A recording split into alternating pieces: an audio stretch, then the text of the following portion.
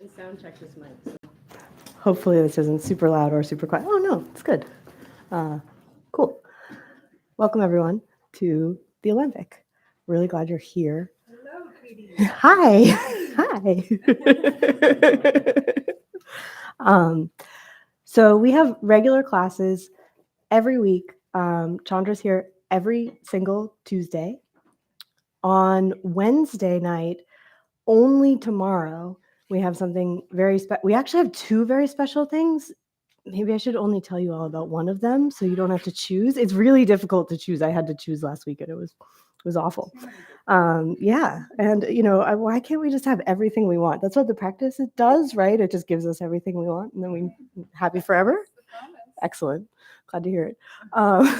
So tomorrow night in this room, and then not again for a while because she's moving away. Kelly Boys will be here doing guided non-sleep deep rest, which is like a yoga nidra based practice. Really cool practice if you haven't done it. First of all, it's adorable. We like build ourselves a little nest out of cushions and lie down, and it's like, okay, if you fall asleep and you have a blanket. But then like low key, it's actually a super deep practice, and she's doing something very powerful in the like non-dual space. Someone once described it as, I think she's rearranging my brain and I like it. So she'll be in here, and I'm just going to tell you about both things so you can be in the same samsaric divide that I am. In the back room, we have Eric Davis and Christian Greer with the third in their 5-part series on the psychedelic counterculture from the 1950s to now. And next week is the 70s, which Eric wrote like a 400-page book about. So he's like a super duper expert on that. And it's like Robert Anton Wilson, Terence McKenna, like what's going on with those guys.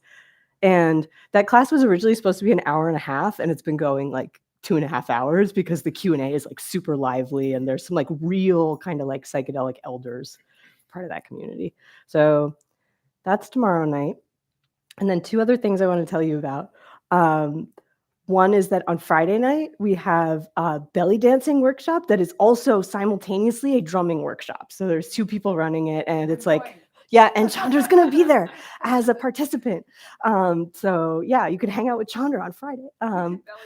Yeah, or play the drum.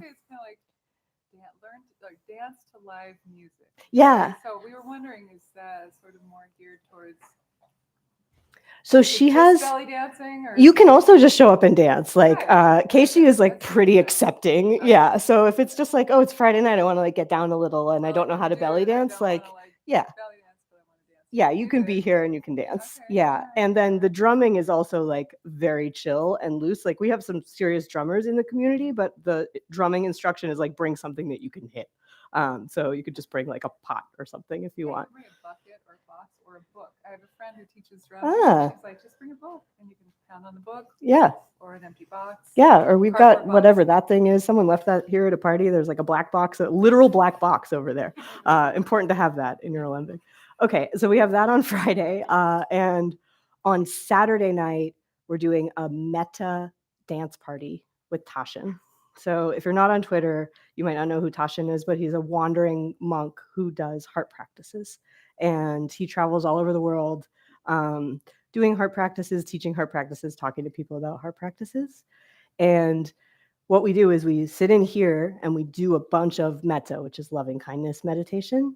And then we all as a group, like once we're like supercharged with metta, we go in the back room where the subwoofer is and we start dancing, but we don't stop doing the metta.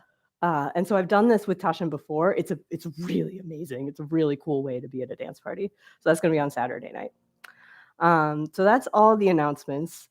It's a lot of announcements, but we're just doing a lot of cool stuff. I like it yeah. Announce things at the beginning and then yeah. Get it over. Yeah, a lot of cool stuff.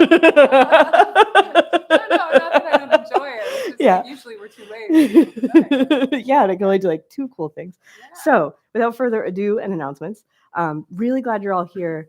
Stay as long as you like after. There's tea in the lobby, and you can talk to people about your practice, meet a new person, talk to an old friend. Thrilled you're here. Thrilled that you are here. Good to see you. Yeah. Great. Glad you're here too. We missed you.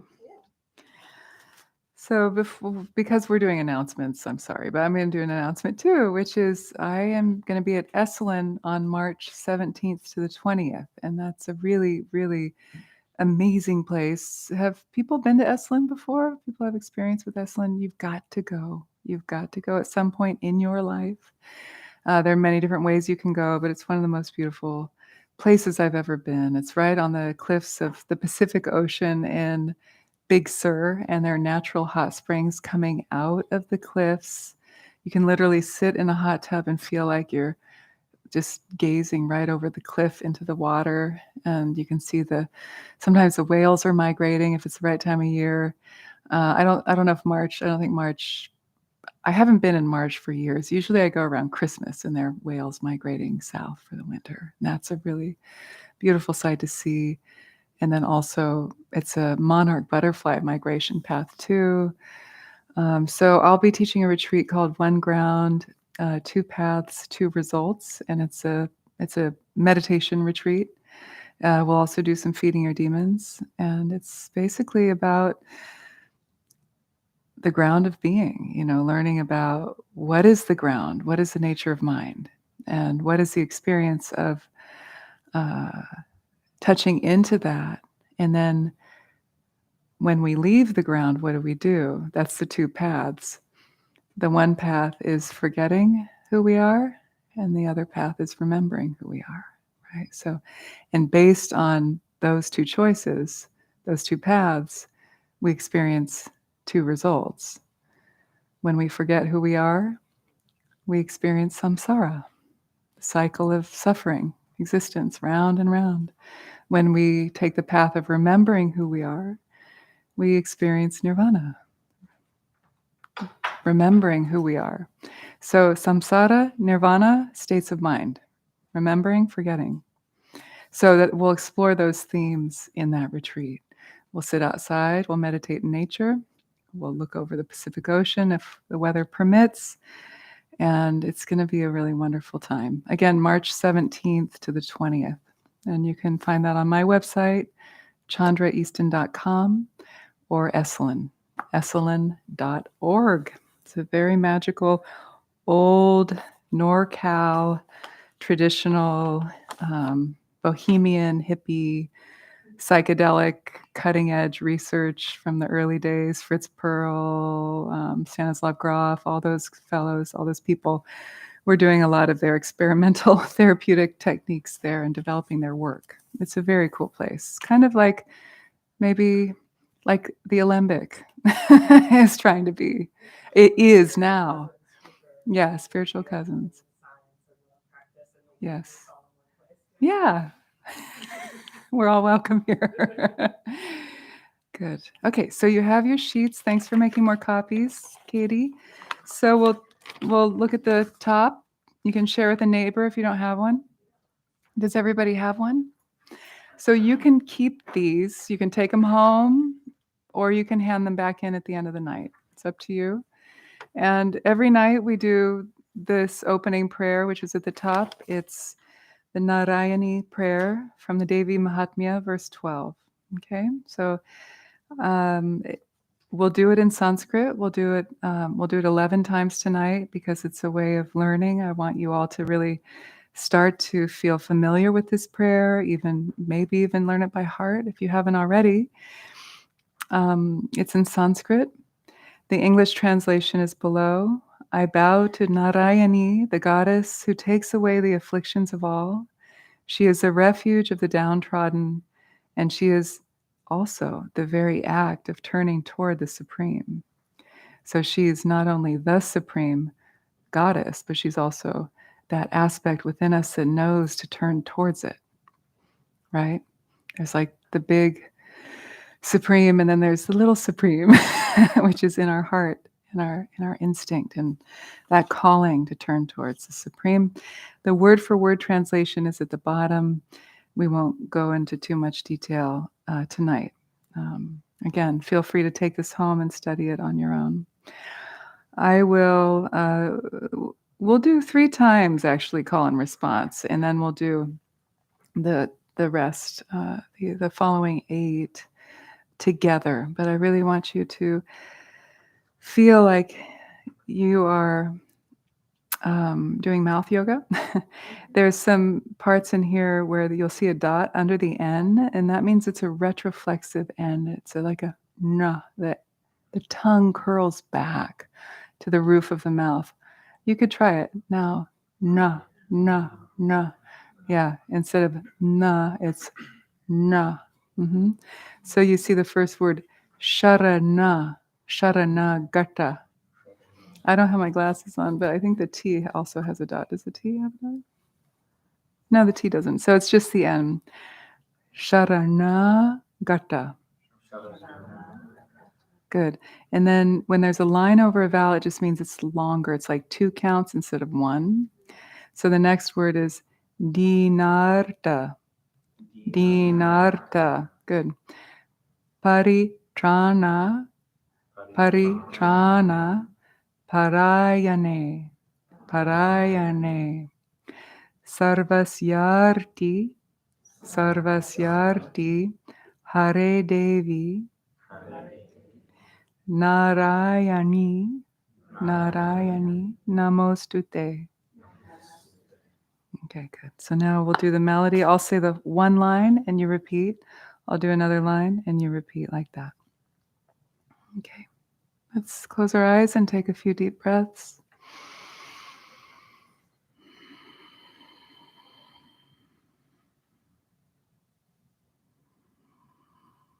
And feel that you're surrounded by the divine benevolence in whatever way that feels connected and true for you, with that quality of the Great Mother, the empty fullness, the web of totality, the womb of reality, the Great Mother. But then also feel that spark within you as well.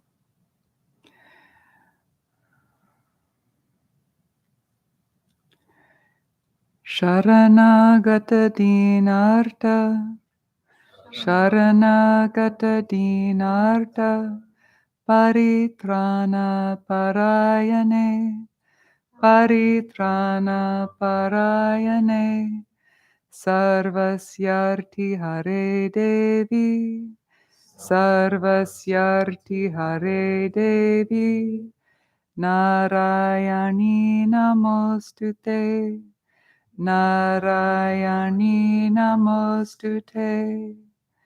We'll do it one more time like that.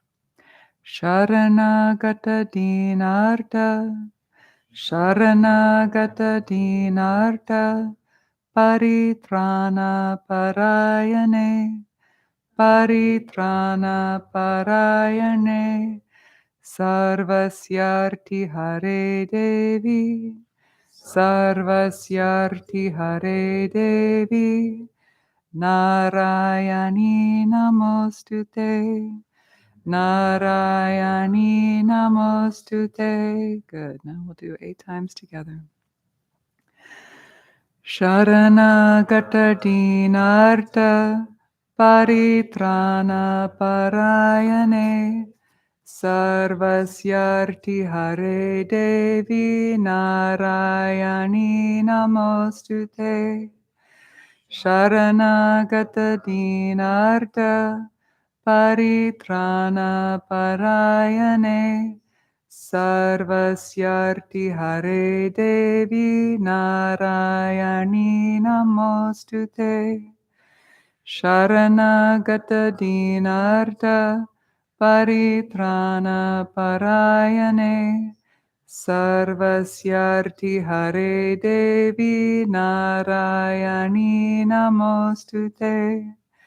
Sharanagata dinarta, Paritrana parayane, Sarvasyarti hare Devi, Narayani namostute. Sharanagata dinarta, Paritrana parayane, Sarvasyarti hare Devi, Narayani namostute. Sharanagata dinarta, paritrana parayane sarvasyarti hare devi narayani namostute sharanagata dinarta paritrana parayane sarvasyarti hare devi narayani namostute sharanagata dinarta paritrana parayane sarvasyarti hare devi narayani namostute.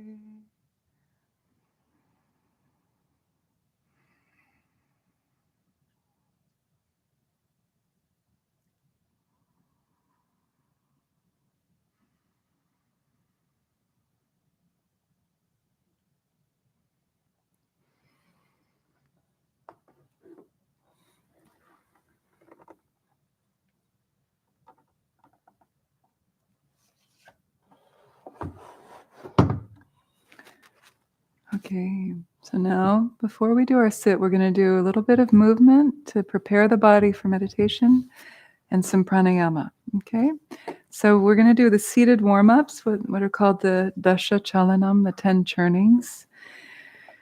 And we can do that in the chair, we can do it in a cross legged position. But first, we always start with the feet because that's our foundation. So straighten the legs. And then take your left ankle and cross it over the right knee, just above the knee. If you can, interlace the fingers between the toes. You can take the socks off if you want, or you can just grab the tops of the toes if you don't want to take the socks off. Stabilize the left ankle with the left hand, okay? Now we're going to crank like you're cranking an old car engine starting.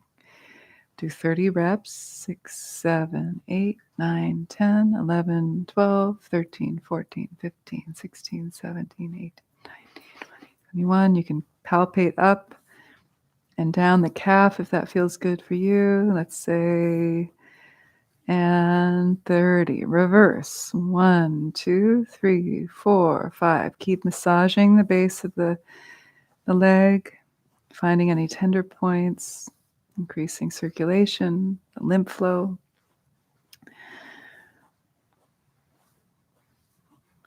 21, 22, 23, 24, 25, 26, 27, 28, 29, 30. Good. Other side.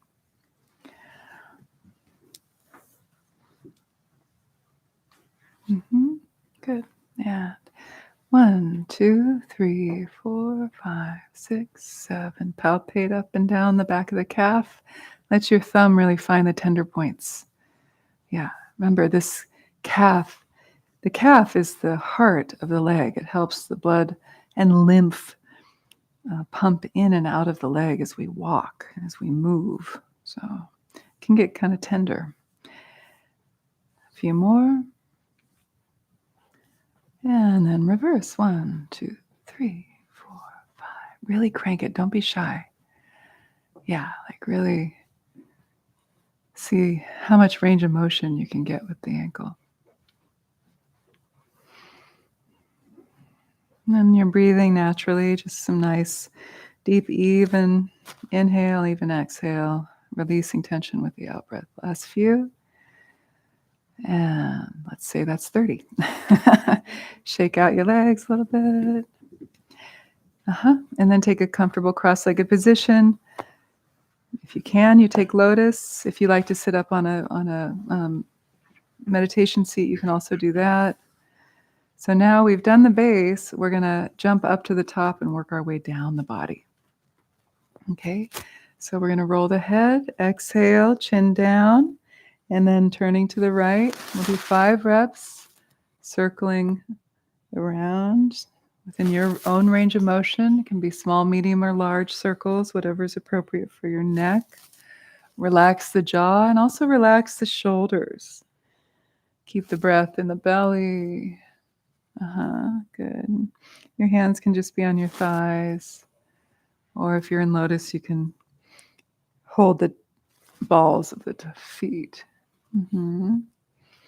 Last one. And then reverse. 1. Really notice if you're holding tension in the jaw. And notice if you're holding tension in the belly or the waistline. Release with the out breath. 3, 4. Last one. 5. Coming up and around. Come to center and then inhale, face to neutral. Take the palms of your hands at the crease of your hips. Press down, so really make contact. This is a marma point. In the Ayurvedic system, a marma means vital junction, right? So it's an important vital junction where the fluids move in and out of the legs. So when we press there, we stimulate the fluid movement. Circle the shoulders, forward, up, down, and back. 1, 2, 3. We'll do 10 reps now.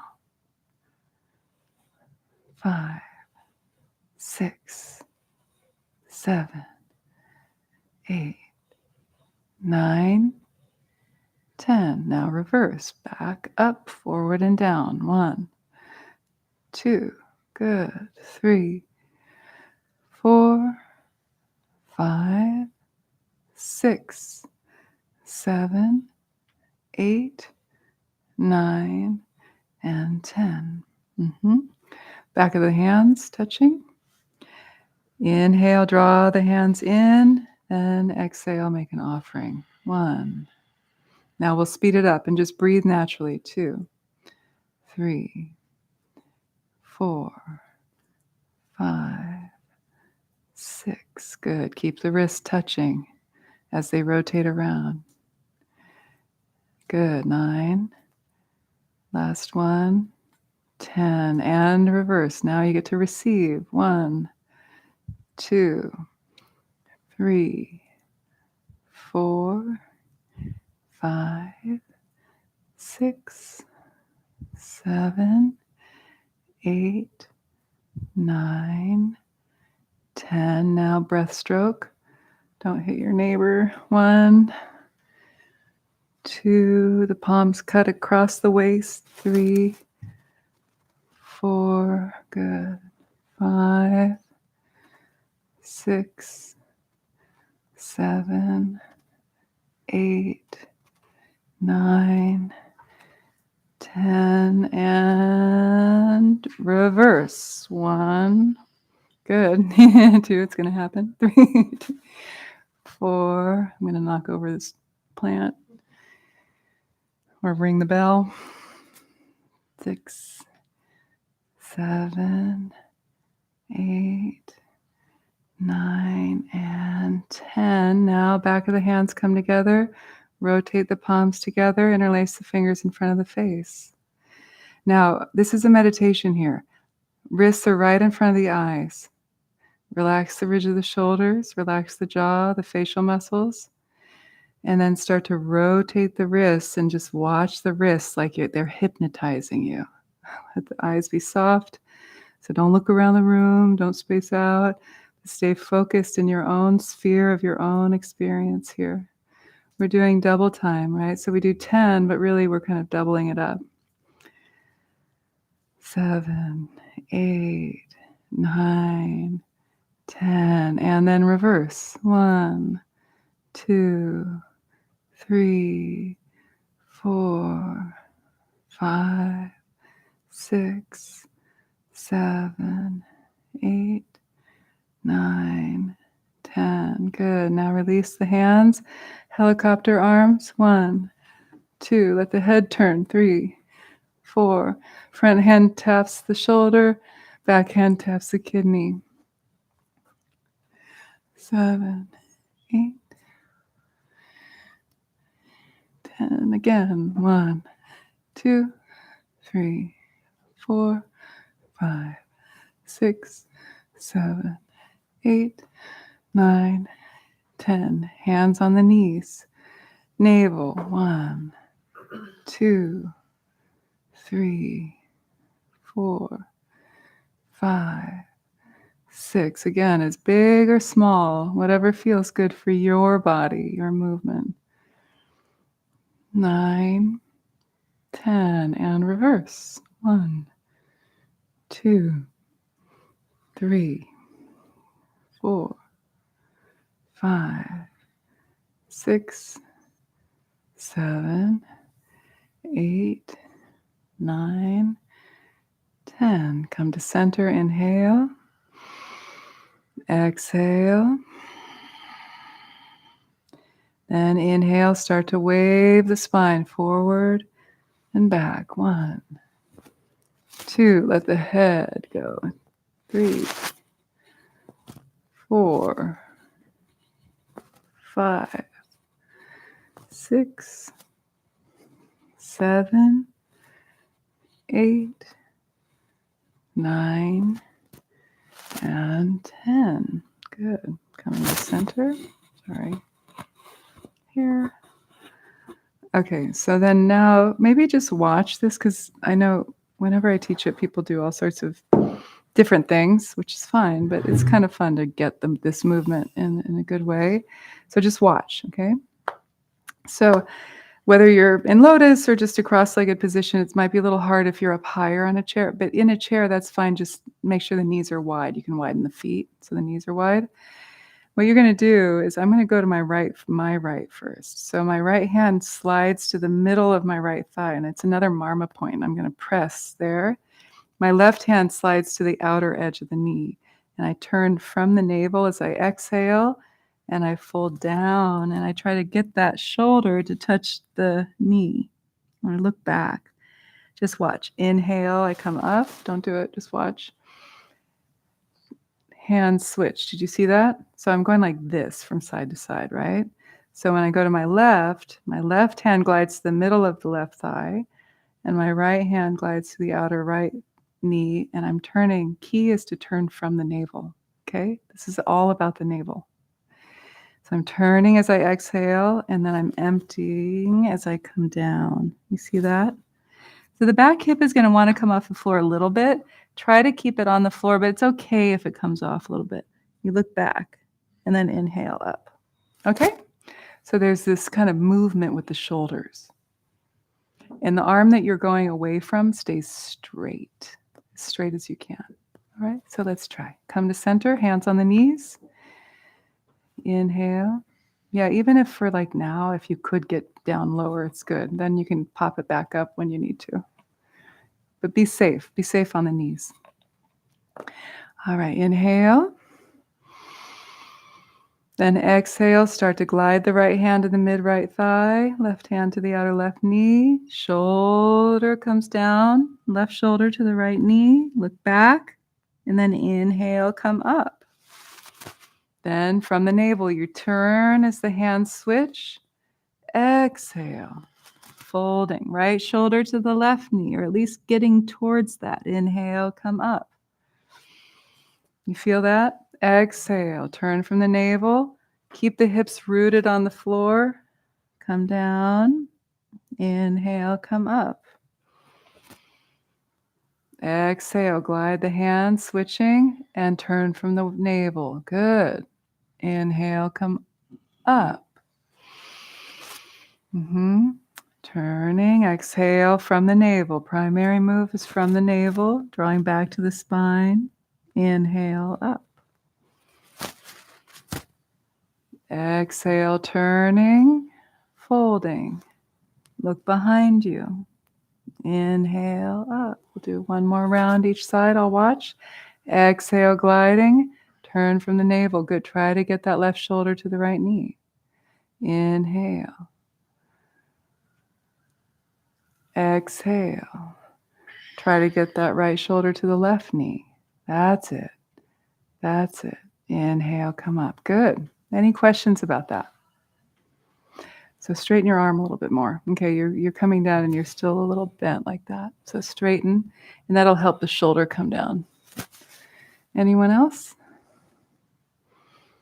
Feel good? Feel a little more freedom in your waist? Good. Okay. So now let's inhale. And then exhale, simply glide forward on the floor with the hands. Bow the forehead. Take 5 breaths. Letting the forehead come towards the floor, but stay rooted back on the hips. Try not to let the weight come too far forward into the knees, right? So keep the hips weighted back. Let the neck go, traction in the neck, good. Let the breath be in the belly. Good.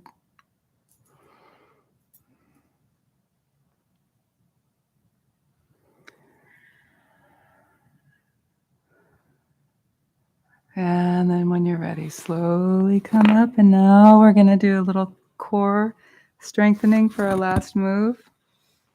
So I'll show you 2 variations. You can just watch. It's not so easy when you're on a big fluffy cushion, but you can try it. The thumbs are forward and you're putting the weight on the fingers and the hands like this. And then, so if you're in lotus, in a way, I don't think it's easier, but it makes more sense. But you can also do it non-lotus. So watch, I'm going to show you in lotus. I'm exhaling as I lift my hips off the floor and my knees come up as high as they can, and I look up. Take 3 to 5 breaths, right? Now, for those of us who can't do lotus, you can totally do this. The key is you're building strength in the core. You're going to undo the feet and the knees are wide. Ankles are just stacked in front of each other. And then all you're going to do, you're not going to lift the feet. You're just going to lift the hips. You see that? And I'm still getting a workout with my core. So either way is good. Just work within your own body. It's okay. So take your position. Let's do it together. Thumbs are forward, not back, forward. Place them right about outside of the hips, a little forward. Let's inhale here. Exhale as you press down, lift up as much as you can, and look up. And breathe. Stay. Yeah, good. Yeah, look up. Yeah, look up. You're doing good, but look up then. Yeah, there you go. And breathe. Yeah, even just attempting it gets that action going. That's it. Okay, and then come down. Good. All right. Take a breath here. Exhale. Now we're going to do our pranayama called the ninefold purification breath, and then we'll sit. Follow me, we'll just do tonight. Sometimes I teach it in more detail. Sometimes I just guide it. Tonight we're just going to do it. Okay, take a couple breaths here. Make sure you're comfortable.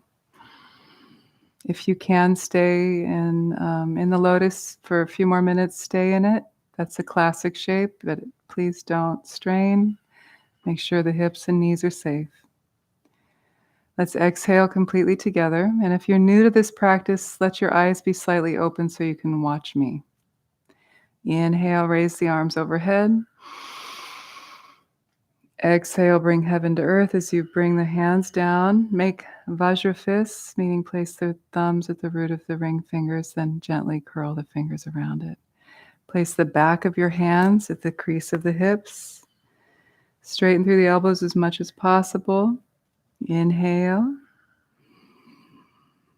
Exhale, just feel the lengthening through the spinal column and feel the side of the arms pressing to the side of the body.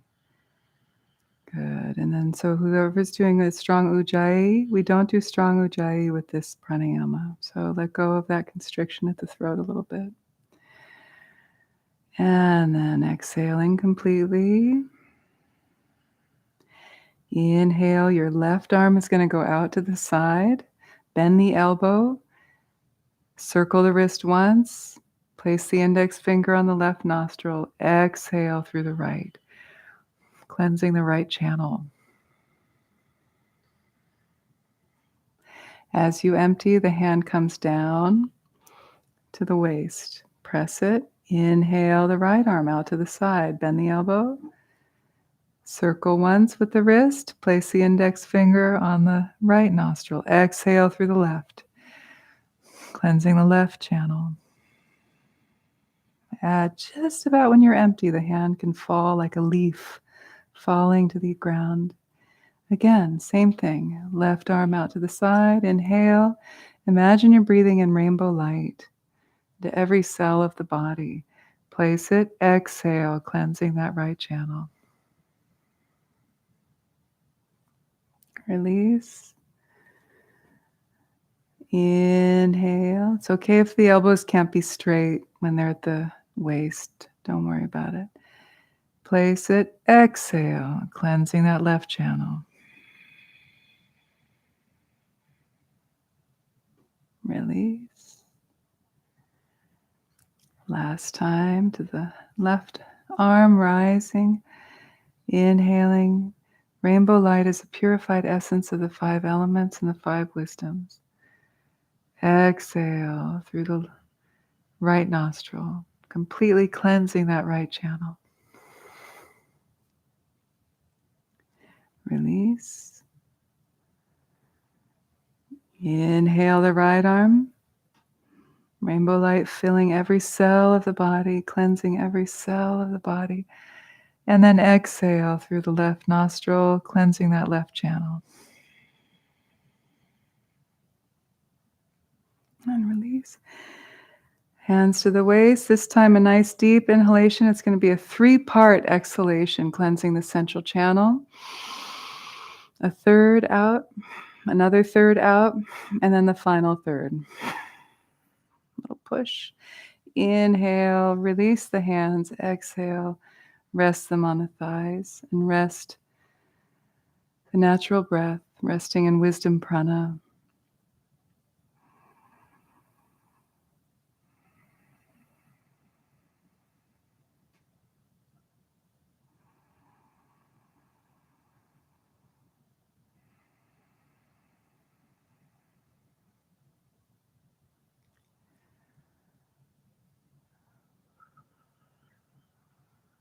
And now we'll glide right into our sit, our meditation. If you need to adjust your position, please do so now. Make sure you're comfortable.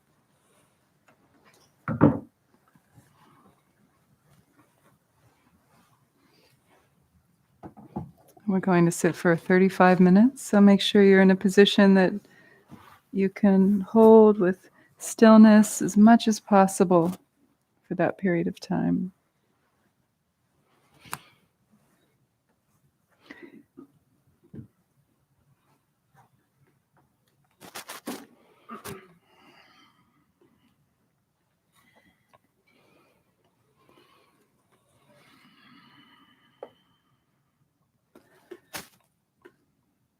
So with the yogic movements and the pranayama, hopefully the mind is more balanced and more present in the body. So they say when the breath is natural and at ease, the pranic flow, the energy flow in the body is balanced and at ease. And when the prana is balanced and at ease, the mind is balanced and at ease. So they all influence each other. So feel yourself arriving naturally in a state of relaxation.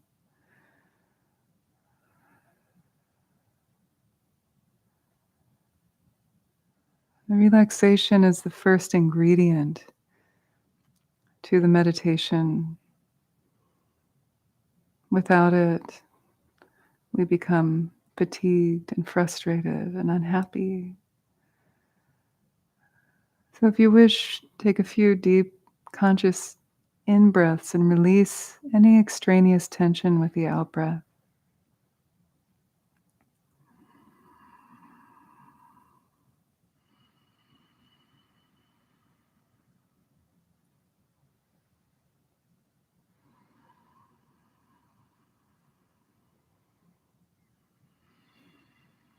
Feel your body aligned with gravity. Feel the crown of the head reaching up towards the heavens, and that naturally helps the shoulders release down away from the ears. The chin slightly comes in a bit towards the center of the throat to lengthen the back of the neck. The chest is buoyant, the shoulders down and back, the arms relaxed. And notice your tongue. Bring the tip of the tongue to rest at the upper palate, right at the root of the front top teeth. And then feel the root of the tongue soften down towards the heart.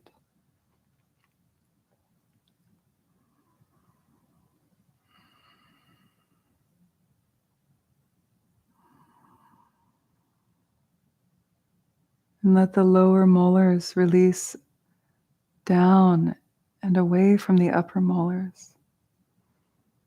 Might even create a suction or a traction at the cheeks. Feel the muscles of the face, in a sense, sort of melt down, softening off the bones. The eyes can be closed or slightly hooded, gazing at an angle towards the floor.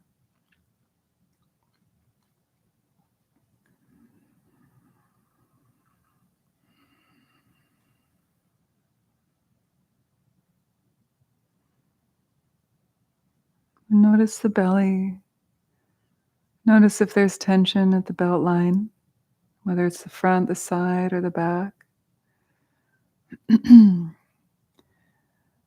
Feel the belly relaxed. But also feel the back body relaxed, as if the kidneys were softening down towards the sit bones.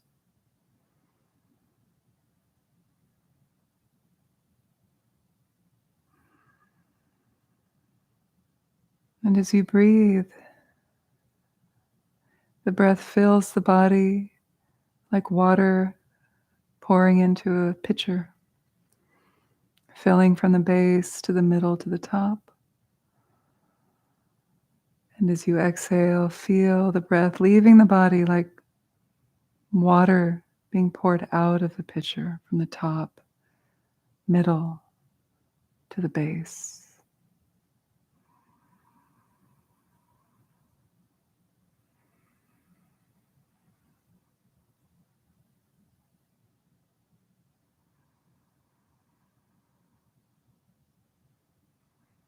Releasing tension with the out breath. The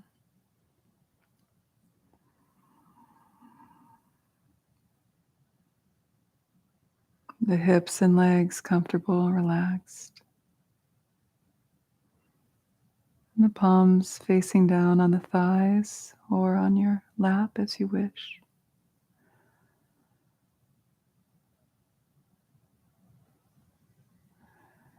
Let a quality of naturalness, a simple presence, unadorned with effort or technique, wash over you. This feeling of finally just letting yourself be as you are.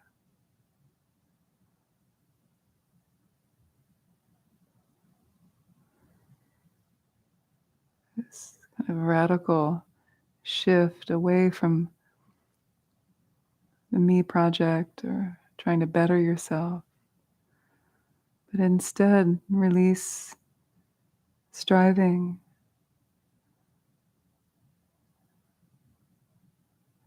Like a bird alighting upon a branch, just let the mind alight within the body, within this moment, within this moment, in this moment again and again.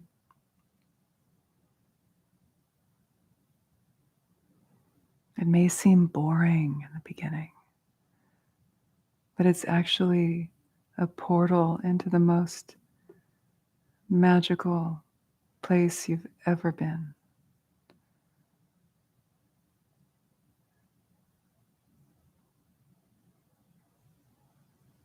Let that entice you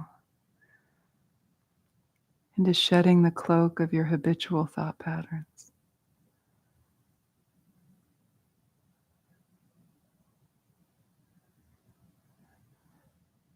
And let that shedding bring you into this moment with the breath in the body.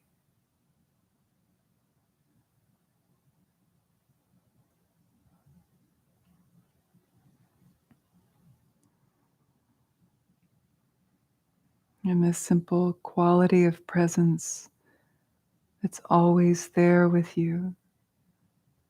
It always has been and always will be.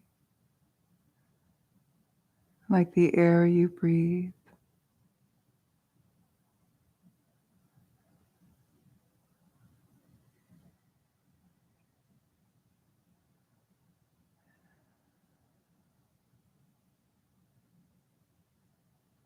Can you let yourself have that simple experience? It's an undoing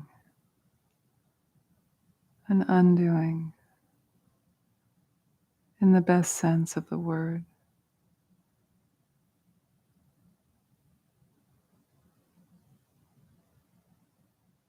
Releasing into presence.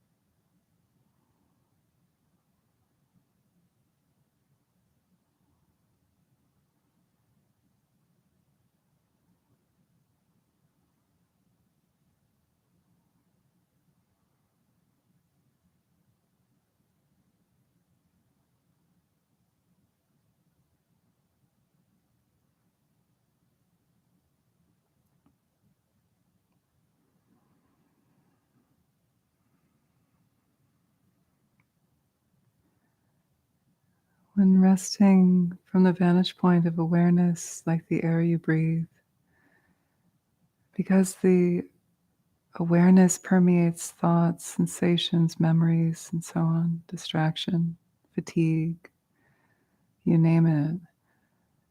All of those things are not a problem. In fact, they're just creative displays of that ground of being, that awareness. So they bubble up, they come and go. The practice is to let go of the grasping that takes you on the ride.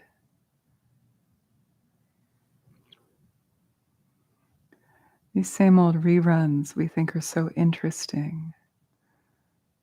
But the stark truth is that when we meditate, we realize how utterly boring they actually are.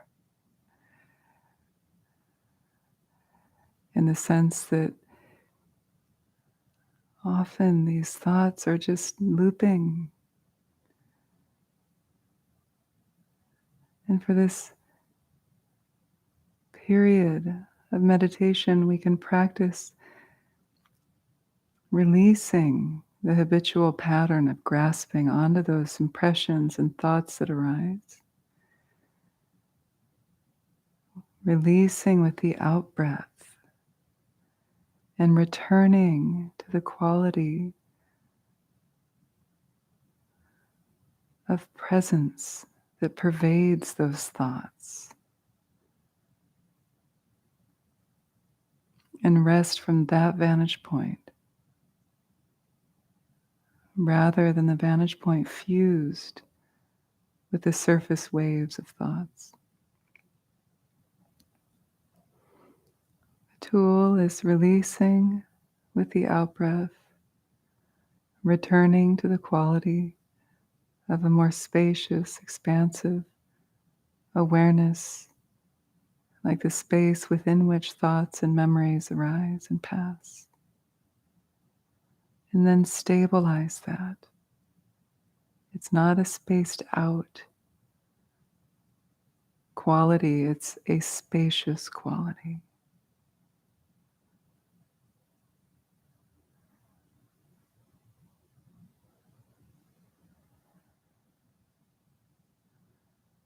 Relax, release, and then return. Return to that quality, even if it's just an inkling.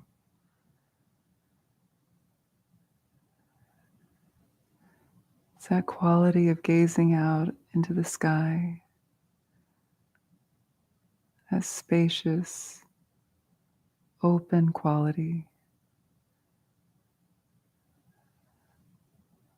a mirror of our inner spaciousness, a sky-like nature of mind.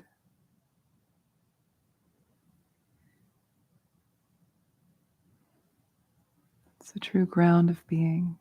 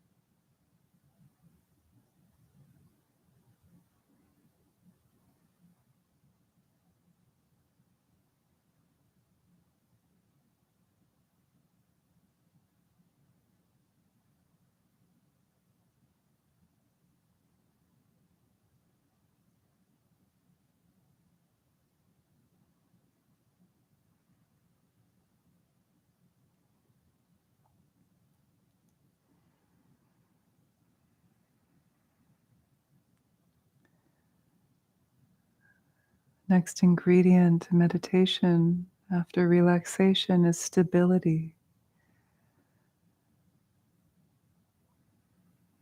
If you feel that the mind lacks in stability, is distracted or fickle, like the wind, then you can harness it in the most gentle way by alighting the mind onto the breath, particularly the breath sensations in the belly. But that's only if you need it. Releasing distraction with the out-breath and returning to the breath in the belly and threading breath to breath like you're threading a pearl necklace, moment to moment, strengthening the stability, continuity of attention.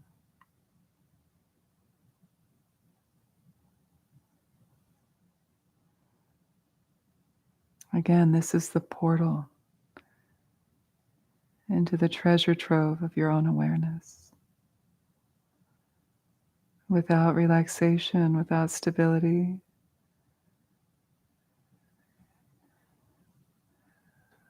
it's hard to gain entry.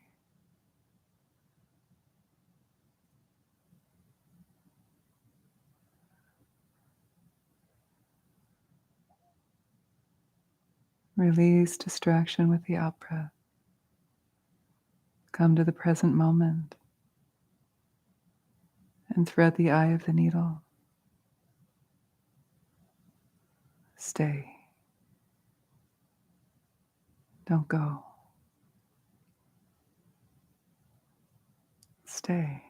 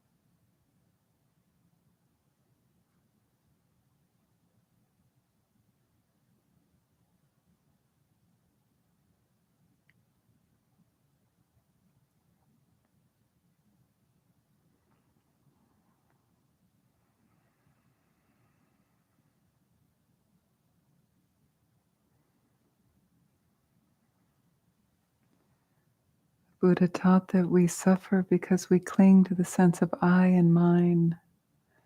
I am meditating, I am distracted, I need to move,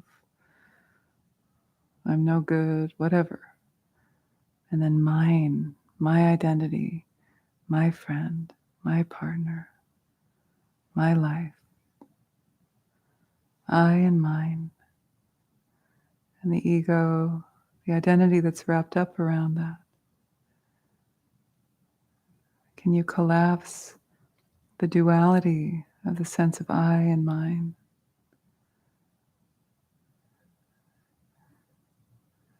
It's called collapsing the cave of duality, and rest in that non-dual state of abiding in presence, rigpa, pristine awareness, primordial awareness, consciousness.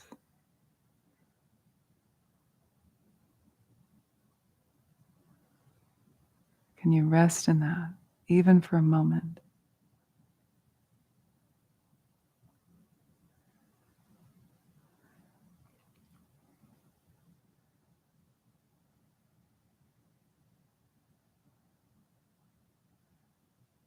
In that non-dual state of simply being present in the moment. As soon as the sense of I and mine arises, release back into the ocean of presence. The ground of being before identity, the sense of self, and all the suffering and concepts that arise from that grasping. Can you taste that?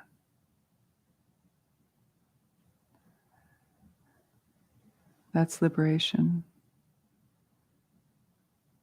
It's when the small self dissolves into the great self.